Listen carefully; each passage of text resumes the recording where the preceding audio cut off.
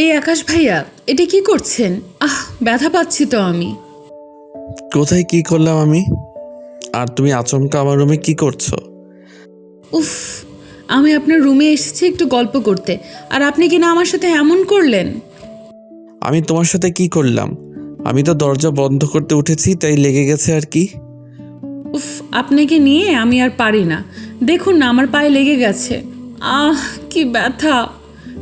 Wait, আমি দেখছি তোমার পায়ে কি হয়েছে। আকাশ রিমির পায়ের সামনে হাঁটু কেড়ে বসে পড়ে নিজের তীক্ষ্ণ দৃষ্টি দ্বারা রিমির পায়ের উপর যেই চোট পড়েছে সেটাকে পর্যবেক্ষণ করছে।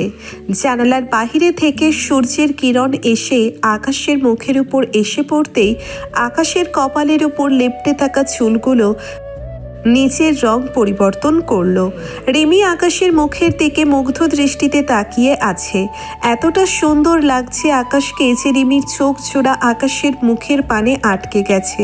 রিমি চাইলেও যেন রিমির দৃষ্টি কোনোভাবেই আকাশের দিক থেকে সরছে না। আকাশ এসব লক্ষ্য করল না।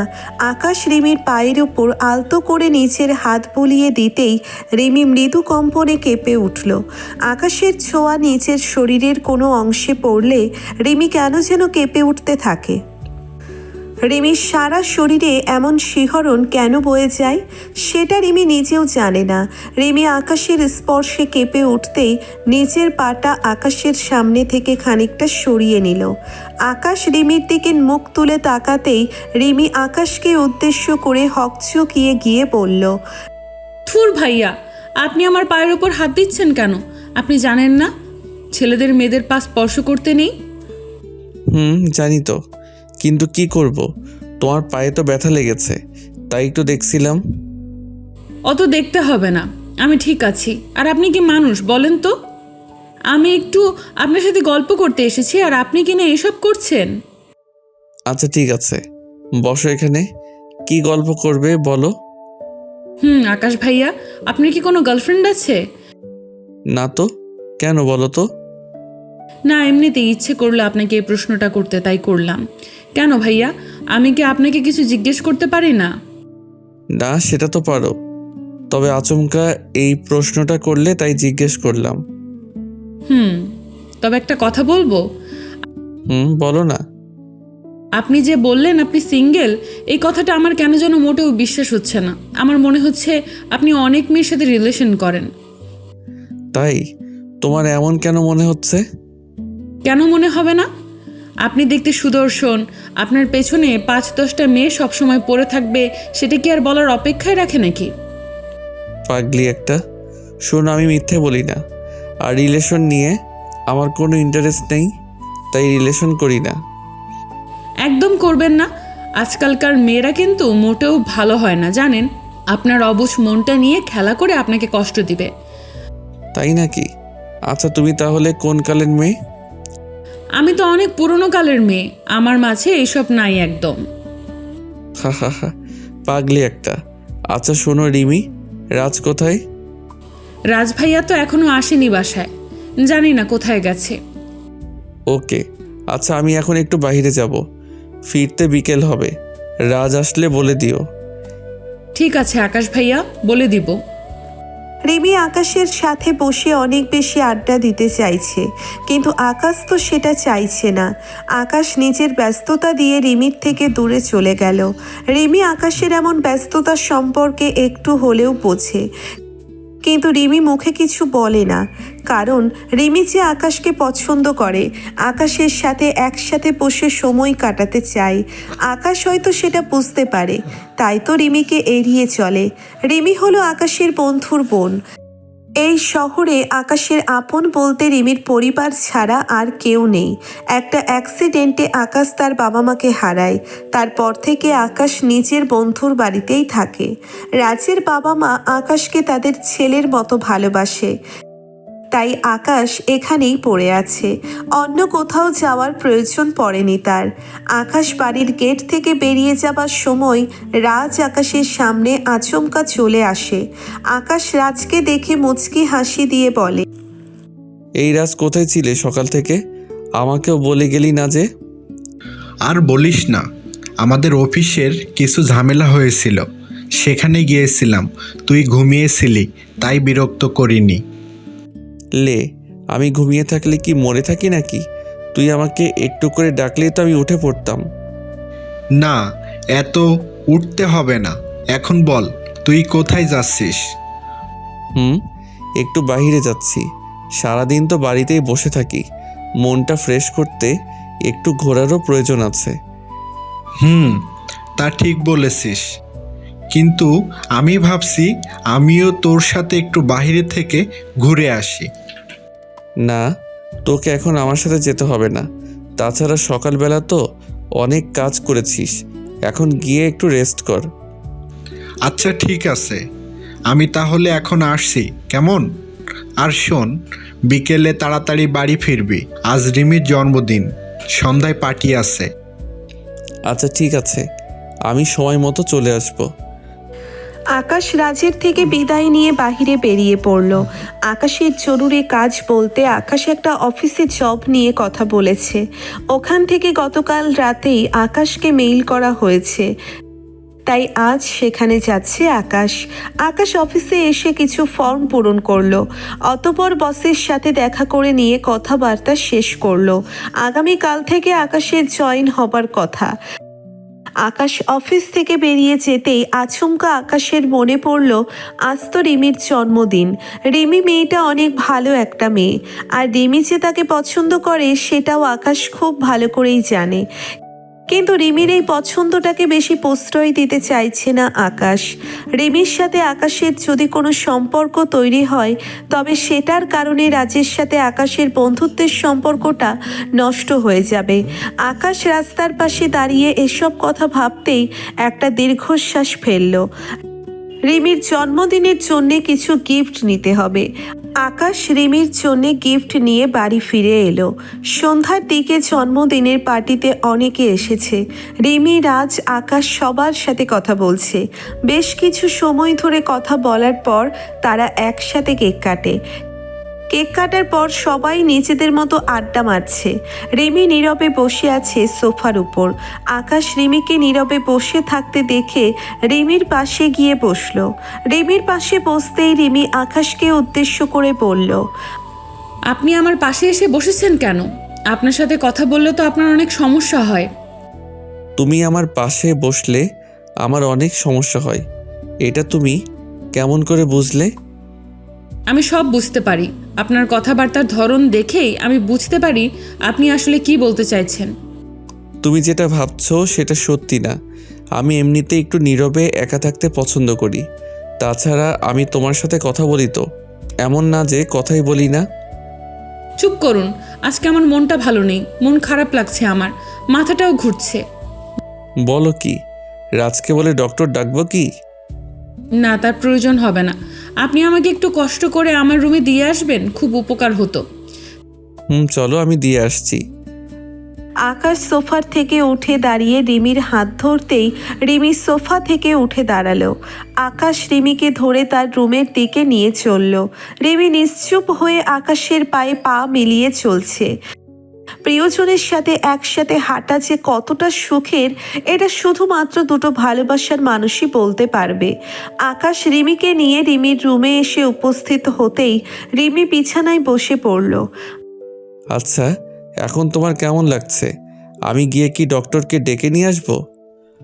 তার প্রয়োজন হবে না। যেখানে আমার মনের ডক্টর এখানে উপস্থিত আছে, সেখানে আর কোনো ডক্টরের দরকার নেই। আকাশ রিমির দিকে তাকিয়ে কৌতূহলী কণ্ঠে বলল। রিমির কথাটা শুনে আকাশের ভ্রু কুঁচকে উঠল। রিমির মনের ডক্টর এখানে আছে মানে? রিমির কথাটা আকাশের মনে প্রশ্নের সৃষ্টি করলো। আকাশ রিমিকে উদ্দেশ্য করে বলল, তোমার মনের ডক্টর এখানে আছে মানে? কে সে? কার কথা বলছো তুমি? কেন বুঝতে পারছেন না আমি কার কথা বলছি? না তো, আমি কেমন করে বুঝবো? আমার তো বোঝার কথা না, তাই না? কেন বুঝতে পারেন না আপনি? আপনি কি জানেন না আমার এই চোখ আপনাকে কি বলতে চাইছে? সারাটা দিন আপনার পেছনে পড়ে থাকার কারণ কি আপনি জানেন না? কখনো আপনি এটা বুঝতে পারেননি যে আমি আপনাকে পছন্দ করি কি না? জবাব দিন। দেখো রিমি, আমি তোমাকে আগেই বলেছি আমি এসব প্রেম ভালোবাসাকে পছন্দ করি। হ্যাঁ, তুমি আমায় পছন্দ করো সেটা আমি জানি, আর আমিও তোমাকে তোমার থেকেও বেশি ভালোবাসি, কিন্তু সরি, ভালোবাসার কারণে আমি আমার বন্ধুত্বকে নষ্ট করতে পারবো না। বন্ধুকে নষ্ট করতে পারবেন না অথচ আমার জীবনটা নষ্ট করতে পারবেন? বন্ধুর প্রতি বিশ্বাসকে ভাঙতে পারবেন না অথচ নিজের লাইফটা ধীরে ধীরে শেষ করতে পারবেন? এটি কি সত্য ন্যায় হলো? বন্ধুত্বের আসল মানেটা তুমি হয়তো জানো না রিমি, তাই এসব কথা বলছো। আমার জীবনে নিজের বাবা মায়ের পর রাজের স্থান। আমি রাজের বিশ্বাসকে ভেঙে দিয়ে কখনো তোমাকে নিয়ে সুখে থাকতে চাই না। বাহ, বেশ ভালো বলেছেন। আপনি এতটা পাষাণ কেমন করে হতে পারেন? দেখুন না আমার চোখের দিকে তাকিয়ে, এই নোনা জলের মূল্য কি আপনার কাছে নেই? নেই। আমার কাছে রাজের থেকে বড় আর কিছু হতে পারে না। আর তোমার জন্য একটা মেসেজ আছে, আমি আর এখানে থাকবো না। আমি অনেক দূরে চলে যাব, বন্ধুর ভালোবাসা বুকে নিয়ে। আকাশ, না, আপনি এমনটা করতে পারেন না। আমি আপনাকে না দেখে থাকতে পারবো না। আমি মরে যাব, বিশ্বাস করুন। এটা মিথ্যা কথা, কেউ কাউকে ছাড়া মরে যায় না। আসছি আমি। আকাশ রিমির কথার কোনো প্রকার পাত্তা না দিয়ে হনহন করে রিমির রুম থেকে বেরিয়ে গেল। রিমির বুকের ভিতর কেমন করছে সেটা শুধুমাত্র রিমি নিজেই জানে। এই অনুভূতির কথা রিমি কাউকে বলে বোঝাতে পারবে না। রিমি ছটফট করে চলেছে নীরবে। আকাশ রিমির রুম থেকে বেরিয়ে নিজের রুমে চলে আসলো। এই বাড়িতে আকাশ আর 1 মিনিটও থাকতে পারবে না। এখানে আকাশ যদি থাকতে চায় তবে আকাশ নিজের মনের উপর নিয়ন্ত্রণ রাখতে পারবে না। বারবার করে রিমির স্মৃতি এসে আকাশকে তাড়া করতে বেড়াবে।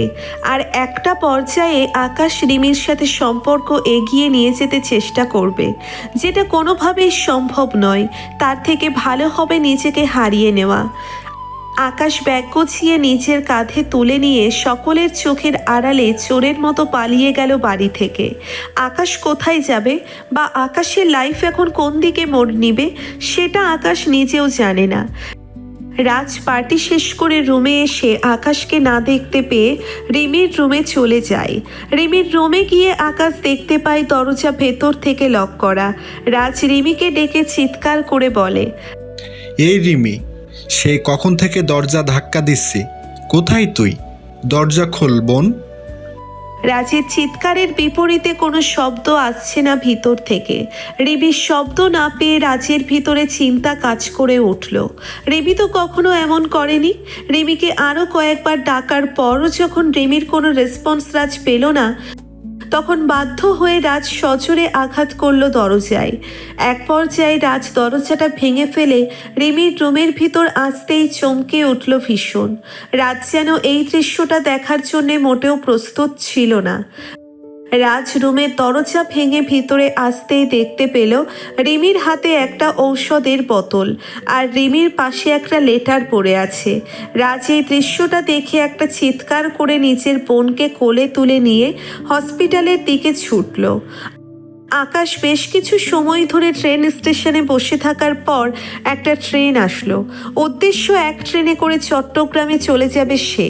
ট্রেন আসতেই আকাশ বসা থেকে উঠে প্ল্যাটফর্ম থেকে উঠে পড়ল ট্রেনে।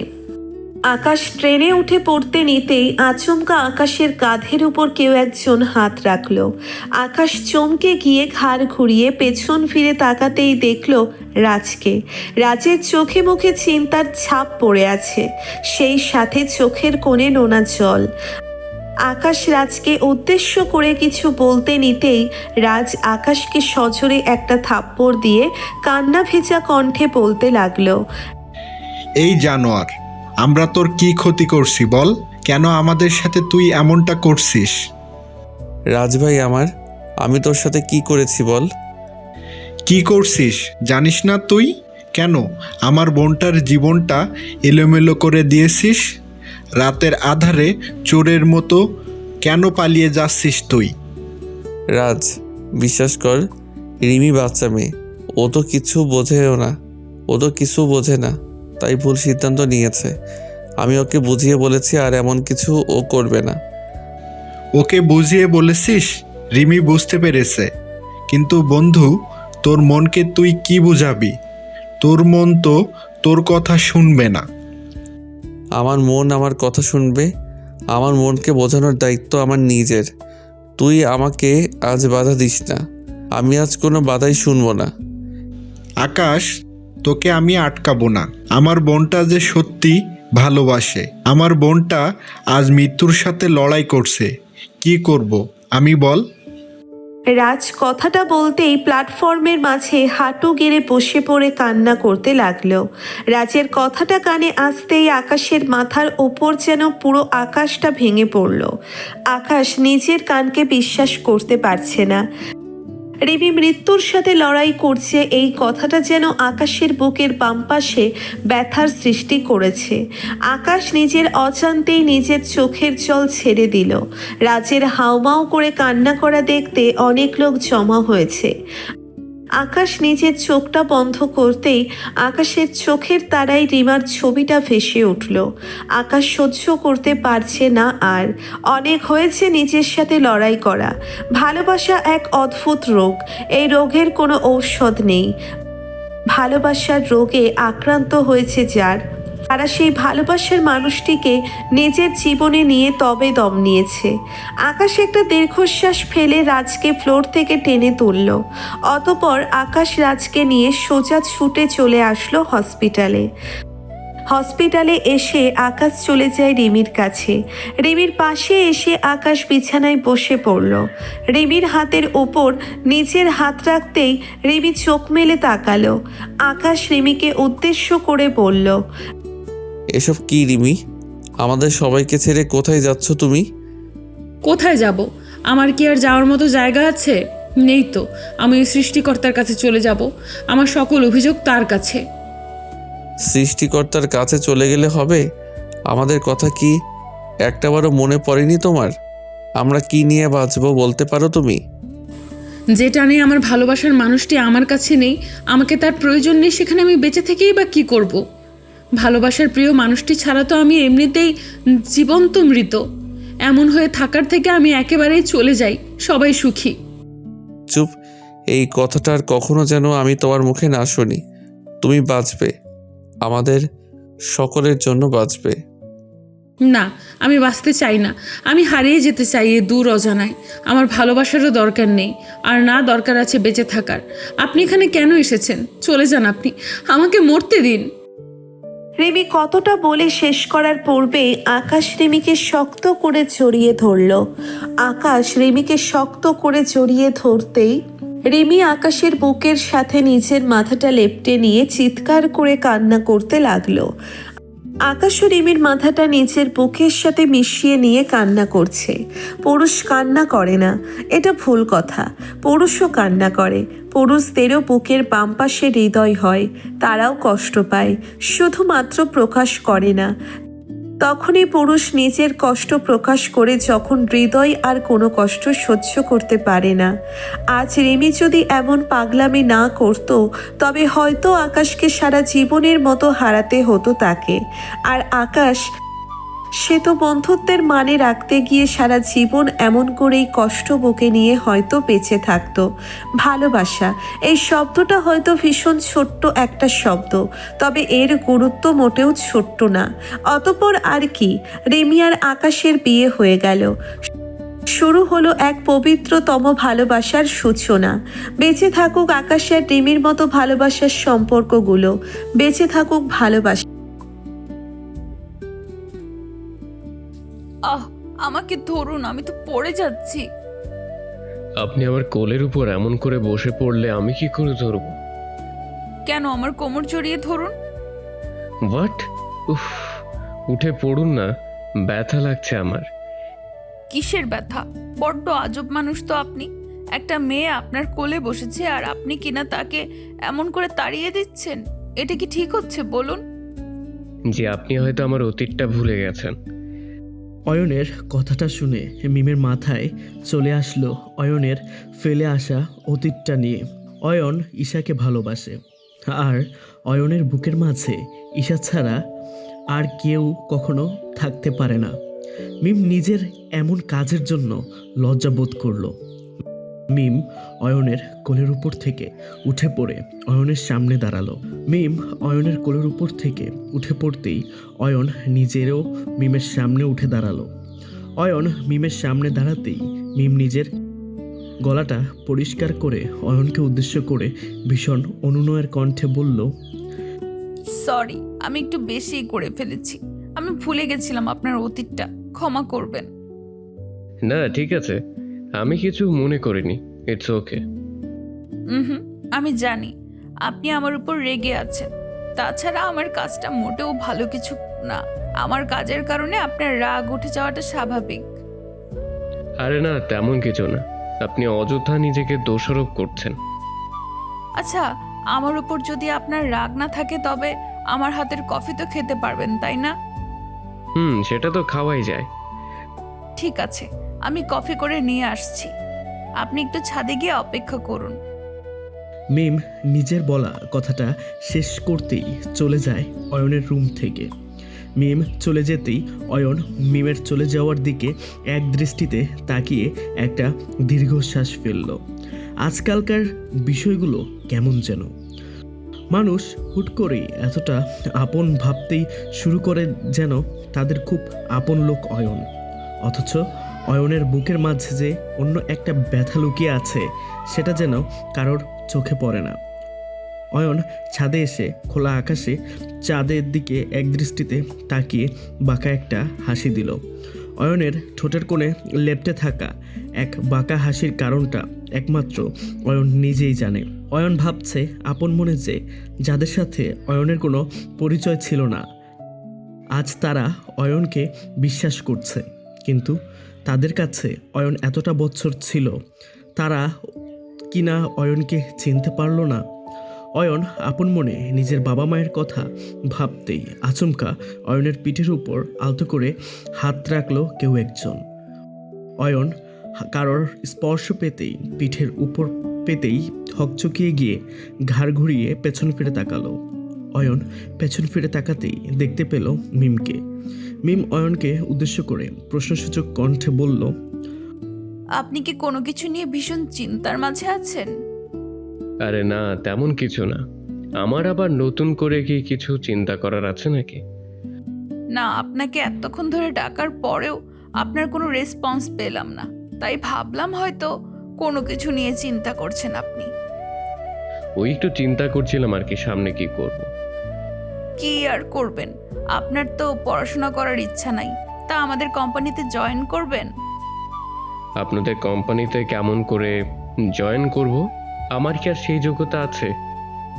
আহা, আপনার মাঝে অনেক বিশেষ ক্রিয়েটিভ ভাবনা আছে।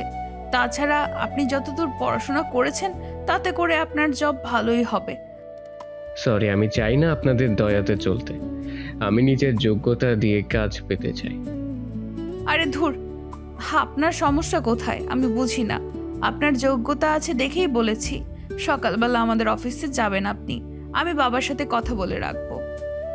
কিন্তু কোনো কিন্তু নয়, আমি রেগে গেলে কিন্তু সেটা মোটেও ভালো হবে না। আপনাকে যেটা বলেছি সেটাই করবেন। আচ্ছা ঠিক আছে। উফ, কফিটা ঠান্ডা হয়ে যাচ্ছে তো, নিন শুরু করুন। অয়ন মিমের সাথে হেসে হেসে কথা বলছে আর কফির কাপে নিজের ঠোঁটজোড়া ডুবিয়ে দিচ্ছে। মিম ভীষণ মিশুক স্বভাবের একটা মেয়ে। খুব তাড়াতাড়ি মিম অয়নের সাথে মিশে যেতে পেরেছে। মিম সকালের সাথে মিশে যেতে পারে, এটা মিমের একটা গুণ বলা যায়। অয়ন মিমের সাথে বকবক করে নিজেকে হালকা করতে পারছে। অয়ন ভাবতেও পারেনি এতটা সহজে অয়ন সব কিছু ঠিক করতে পারবে। প্রায় ঘন্টাখানেক গল্প করার পর অয়ন নিজের রুমে চলে আসলো। রাতে ঘুমিয়ে পড়ার পর সকালবেলা অয়ন ঘুম ভেঙে মিমের মিষ্টি কণ্ঠের ডাকে। অয়ন ঘুম থেকে চোখ মেলে তাকাতেই মিম অয়নকে উদ্দেশ্য করে বলতে লাগলো, আল্লাহ, আপনি এত ঘুমান? মানে এমন করে ঘুমালে কি করে চাকরি থাকবে বলুন? ও সরি, আসলে আজ কেন যেন একটু বেশি ঘুম এসে পড়েছিল। সরি, খেয়াল করতে পারিনি আমি। বুঝতে পেরেছি। সারা রাত মনে হয় ঘুমোতে পারেননি, তাই না? না তেমন নয়, ঘুমোতে পেরেছি, কিন্তু বাবা মায়ের কথা মনে পড়ছিল, ওই আর কি। আর ঈশার কথা, ওর কথা বুঝি মনে পড়েনি?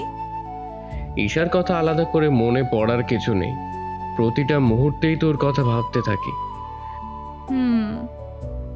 মিম অয়নের মুখ থেকে যতবার ঈশার কথা শোনে ঠিক ততবার মিমের মুখটা ফ্যাকাশে হয়ে যায়। অয়ন এই বিষয়টা লক্ষ্য করলেও কিছু বলেনি অয়ন, কারণ মিমকে এসব নিয়ে প্রশ্রয় দিলে পরে এটা নিয়ে সমস্যা হতে পারে। অয়ন ফ্রেশ হয়ে নাস্তা করে নতুন অফিসের মানে মিমদের অফিসে চলে যায়। অয়ন মিমদের অফিসে গিয়ে ইন্টারভিউ দিল। অয়ন প্রচণ্ড ক্রিয়েটিভ একটা ছেলে। এই চাকরি পাবার সম্পূর্ণ কোয়ালিফাইড অয়ন। অয়নকে হার মানাতে কেউ পারবে না। অয়ন চাকরি কনফার্ম করতে অয়ন অফিসের কিছু কাজ বুঝে নিয়ে অতঃপর বাড়ি ফিরে আসলো।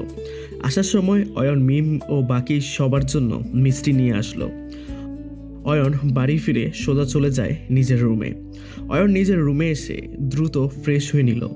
অয়ন ফ্রেশ হয়ে নিয়ে ইচ্ছে করেই নিজের মনটা খারাপ করে বসে থাকলো, যাতে করে মিম এসে অয়নকে এমন অবস্থায় দেখতে ভয় পেয়ে যায় আর মিমকে অয়ন সারপ্রাইজটা সুন্দর করে দিতে পারে। অয়ন মন খারাপ করে মিনিটখানেক বসে থাকতেই মিম চলে আসে অয়নের রুমে। মিম অয়নের রুমে আসতেই দেখতে পায় অয়ন মন খারাপ করে বসে আছে। অয়ন মন খারাপ করে বসে আছে দেখতে পেরে মিম প্রশ্নসূচক কণ্ঠে ভ্রু কুঁচকে অয়নকে উদ্দেশ্য করে বলে উঠল, কি হয়েছে? আপনি এমন মন খারাপ করে বসে আছেন কেন? কি হয়েছে? তেমন কিছু না, এমনিতেই। তেমন কিছু না মানে?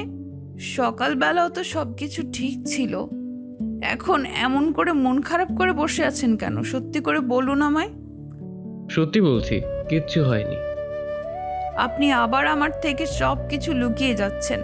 আপনাকে আমি শেষবারের মতো বলছি, সত্যি করে বলুন কি হয়েছে? আমার চাকরিটা। অয়ন সম্পূর্ণ কথাটা বলল না, তার আগেই অয়ন থমকে যায়। অয়নের মুখ গোমরা দেখে মিম আঁচ করতে পারলো হয়তো অয়নের চাকরিটা হয়নি। মিম অয়নের দিকে এগিয়ে এসে অয়নের থুতনি ধরে আলতো করে অয়নের মাথাটা উঁচু করে নিয়ে অয়নকে উদ্দেশ্য করে বলতে লাগলো, আপনি অযথা চিন্তা করছেন। এই অফিসের চাকরি হয়নি তো কি হয়েছে? অন্য অফিসে চাকরি নেবেন। এইসব নিয়ে এমন করে ভেঙে পড়লে চলে? বলুন। কিন্তু আমার তো চাকরি। আহা, আর বলতে হবে না। আপনি চাকরি করতে চাইছেন না, তাই তো? সমস্যা নেই, বিজনেস করবেন, আমি অ্যারেঞ্জ করে দিব। ভাগলি, আমার চাকরিটা হয়ে গেছে। আমাকে কি ফেলে দেওয়ার মতো নাকি? আমি সব কিছু পারি। অয়নের কথাটা শুনে মিমের ঠোঁটের কোণে হাসির ঝলক এসে উকি দিল। প্রিয়জনের সফলতাগুলোতে এক অন্যরকম শান্তি কাজ করে ওঠে মনের কোণে, যেমনটা মিমের এখন করছে। মিম খুশিতে গদগদ হয়ে গিয়ে অয়নকে উদ্দেশ্য করে বলে উঠল, তার মানে আপনার চাকরি হয়ে যাওয়ার পরেও আপনি মন খারাপ রেখে আমাকে ভয় পাইয়ে দিচ্ছিলেন? এই তাই দিচ্ছিলাম। আমি ভেবেছি এত তাড়াতাড়ি সব বলে দিলে কি আর শান্তি আছে নাকি? ওরে ফাজিল, আপনি জানেন আমি কতটা ভয় পেয়ে গেছিলাম। এমনটা না করলেও পারতেন। আচ্ছা সরি, এই নিন, মিষ্টি খেয়ে নিন। তাই দিন, খুশির খবরে মিষ্টি মুখ করতে হয়। অয়ন মিমকে মিষ্টি খাইয়ে দিতেই মিম অয়নের হাতে মিষ্টি খেয়ে নিল। মিম অয়নের হাতে মিষ্টি খেয়ে নিয়ে অয়নকেও মিষ্টি খাইয়ে দিল সে। অয়ন মিম দুজনেই মিষ্টি মুখ করে কিছু সময় গল্প করলো। অতঃপর মিম কথায় কথায় অয়নকে ধুম করে বলে ফেলল, আচ্ছা অয়ন, আপনি কি আর কিছু ভেবেছেন? আর কিছু ভেবেছি মানে? না মানে আপনার জীবন কি এমন করেই চলবে নাকি? সামনে কি করবেন সেই সব নিয়ে কি চিন্তা করেছেন? আমার তেমন কোনো চিন্তা নেই, বিধাতা ভাগ্যে যেটা লিখে রেখেছে সেটাই হবে। অয়নের এই কথাটা যেন মিমের মোটেও পছন্দ হলো না। মিম বলতে চাইছে অয়নকে যে অয়ন আসলে সামনে নিজের জীবনসঙ্গী করতে চায় কাকে, কিন্তু মিম অয়নকে বলতে চাইছে যে অয়ন কি ঈশাকে নিয়েই থাকবে নাকি অন্য কাউকে নিয়ে নিজের জীবন সাজাবে। কিন্তু এই সহজ কথাটা যেন মিম অয়নকে বলতে পারছে না। কেন একটা বাধা এসে মিমকে আটকে নিচ্ছে বারংবার। অয়ন মিমকে এমন করে আপন মনে ভাবে না মাঝে ডুবে যেতে দেখে মিমকে উদ্দেশ্য করে বলল, আচ্ছা মিম, আপনি এখন আবার চুপসে গেলেন কেন? কিছু কি ভাবছেন আপনি? না মানে একটা প্রশ্ন আমার মাথায় খুব করে চেপে বসেছে, আমি পারছি না আপনাকে সেটা বলতে। আরে কি বলতে চাইছেন? এত ধোঁয়াশা করার কিচ্ছু নেই, বলে ফেলুন। আসলে আমি বলতে চাইছি যে আপনি কি নিজের জীবনে আর কাউকে গ্রহণ করবেন না, নাকি ঈশাকেই আবার নিজের জীবনে ঠাঁই দিবেন? অন্য কাউকে আমার জীবনে ঠাঁই দিতে তেমন কোনো ইচ্ছা আমার নেই। আমি আমার মতো একাই জীবন চলতে চাই। এটা কোনো কথা? একা কি কেউ কখনো চলতে পারে? জীবন সুন্দর করতে হলে কাউকে না কাউকে জীবনে খুব প্রয়োজন। সেই সব নিয়ে আমি কখনো চিন্তা করিনি, তবে দেখি কি হয়। একটু ভেবে দেখবেন, কারো জন্য কারো জীবন থেমে থাকে না। আর কি বলবো। মিম অয়নের সাথে আর বেশি সময় আড্ডা দিল না। মিম অয়নকে রুমে রেখেই চলে আসলো নিজের রুমে। মিম নিজের রুমে এসে নিজের বিছানার উপর ধপাস করে বসে পড়ল। অয়নকে কোনোভাবেই মিম বোঝাতে পারছে না যে মিম তাকে ভালোবাসে, আর অয়নও কেমন যেন মিমের মনের কথা সে কোনো দিন যেন বোঝার চেষ্টা করতে পারছে না। মিমকে নিয়ে ভাবলে কি হয়? মিমকে কি একটু ভালোবাসা যায় না? ওই ঈশা তো অয়নকে অপমান করেছে, তারপরও অয়ন ঈশার প্রতি দুর্বল। মিম নিজের রুমে বসে অয়নকে নিয়ে নানা ধরনের চিন্তা করতে লাগলো। রাতের দিকে অয়ন নিজের রুমে বসেছিল, কিছু ফাইল ঠিক করছে। ঠিক এমন সময় মিম এসে হাজির হলো অয়নের রুমে। অয়নের রুমে মিম এসে অয়নকে উদ্দেশ্য করে বলল, কি করছেন এখন? ফ্রি আছেন তো? জি ফ্রি আছি, আসুন না রুমে। বেশি দিন আর এমন করে আপনার রুমে আসতে পারবো না। ও মা, কেন? আমার রুমে আসলে কি ক্ষতি হবে? না, অনেক লোকে অনেক কথা বলবে, পরে সেসবের জন্য আপনার সমস্যা হবে। আরে আমার কোনো সমস্যা নেই, লোকের কাজ তো কথা বলা, যেমন ইচ্ছে হয় বলুক। কিন্তু আমার সমস্যা আছে। আমি আপনাকে কিছু একটা কথা বলতে চাই, আপনি কি বোঝেন না কিছু? মিমের কথাটা শুনে অয়ন খানিক অবাক হয়ে গেল। মিম আসলে কি বোঝাতে বোঝার কথা বলছে অয়নকে। অয়ন বুঝতে পারল না। অয়ন মিমের দিকে ভালো করে দৃষ্টিপাত করে মিমকে উদ্দেশ্য করে বলল, কি বোঝার কথা বলছেন আপনি? এই যে আমি আপনাকে ভালোবাসি। মিমের মুখ থেকে এমন কথা শোনার জন্য যেন অয়ন মোটেও প্রস্তুত ছিল না। অয়ন মিমকে নিয়ে কখনো এসব কথা চিন্তা করেনি, কিন্তু আজ হঠাৎ করে মিম ভালোবাসার কথা বলার পর অয়ন অবাক হয়ে গিয়ে মিমের দিকে তাকাতেই মিম অয়নকে উদ্দেশ্য করে বলে উঠল, কি হলো, কথা বলছেন না কেন? আমি সত্যি আপনাকে ভালোবাসি, সারাটা জীবন আপনার পাশে থাকতে চাই। রাখবেন আমাকে আপনার পাশে? না মিম, এসব হয় না। আমি ঈশাকে আজও ভালোবাসি। আমি আপনাকে মিথ্যে কথা বলে আপনাকে হাসাতে চাই না। ও, তার মানে আপনাকে নিয়ে দেখা আমার সমস্ত স্বপ্নই, সমস্ত আশা এমন করেই যাবে? আপনি নিজে বলুন, মানুষ এক হৃদয়ে কতজনকে ঠাঁই দিতে পারে? আপনি কি জান আমি মিথ্যে অভিনয় করি? বুঝতে পেরেছি, আসছি আমি। মিম নিজের কথাটা বলতেই হনহন করে দৌড়ে অয়নের রুমে থেকে বেরিয়ে যায়। মিম অয়নের রুম থেকে বেরিয়ে যেতেই অয়ন বুঝতে পারে মিম অয়নের না করে দেওয়াতে ভীষণ কষ্ট পেয়েছে। কিন্তু সত্যি তো বলতে অয়ন ছাড়া আর কারোর মতো কিছু ছিল না। অয়ন সকালবেলা অফিসে গিয়ে ভালো করে সারাটা দিন কাজ করলো। বিকেলের সকল কাজ শেষ করে অয়ন অফিস থেকে বাইরে আসতেই আচমকা অয়নের ধাক্কা লেগে যায় একটা মেয়ের সাথে। অয়নের ধাক্কা খেয়ে মেয়েটি মাটিতে পড়ে যায়। অয়ন মেয়েটির দিকে নিজের হাত বাড়িয়ে দিতেই সরি বলতে নিতেই মেয়েটি অয়নের মুখের দিকে মুখ করে তাকায়। অয়ন মেয়েটিকে দেখার পর পুরো থ হয়ে যায়। অয়ন নিজের চোখকে বিশ্বাস করতে পারছে না। আচমকা অয়নের সাথে এমন করে এই মেয়েটির দেখা হয়ে যাবে সেটা যেন অয়ন কল্পনার অতীত ছিল। অয়ন দেখতে পেল তার সামনে আছে